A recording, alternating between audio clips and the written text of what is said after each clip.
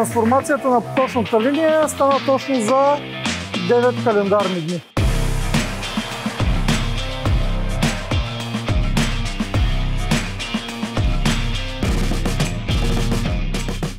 Gradus is the leading company in the poultry processing in Bulgaria, supplying the food chain, the QSR chain, also food companies, and also distributing products to the surrounding countries. Gradus is a big player therefore in Bulgaria. Проектът е съвместен между Марел и Градус. От 18 години, откакто беше построена тази кланица, работим с тях.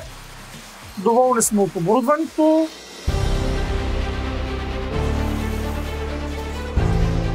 To expand and to improve their current market position, the 2024 project will definitely help them to give the customers more personalized services and be more flexible towards the customer. Further, it will also increase the capacity of the line speed, more throughput, more flexibility, lower labor costs.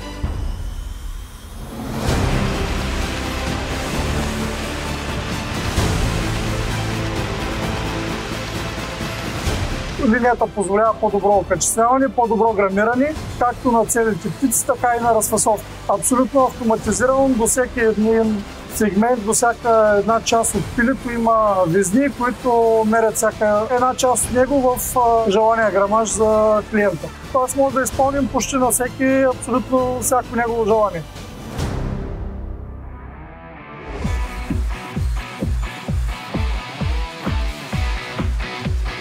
Започваме с отрязването на крилата.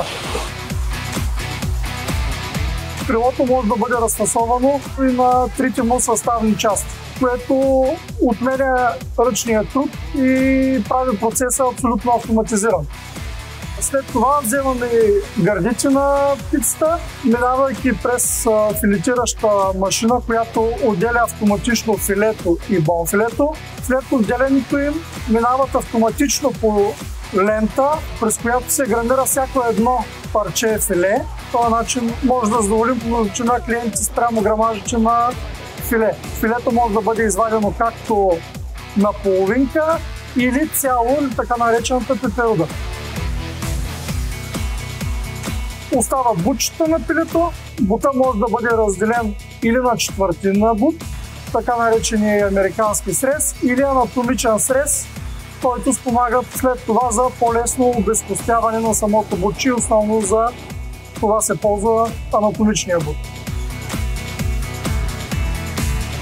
По същия начин, всяко едно бутче може да му вземем грамажа и да бъде разделено на различни грамажи, според това, което има нужда клиент.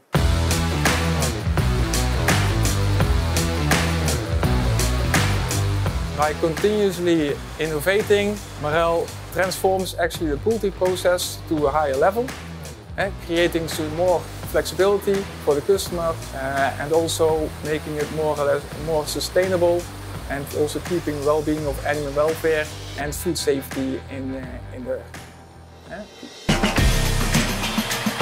Капацитета на старата линия беше около 3000 птици на час. В момента капацитета на линията е 7000 птици на час. Смятам, че сме на европейско ниво.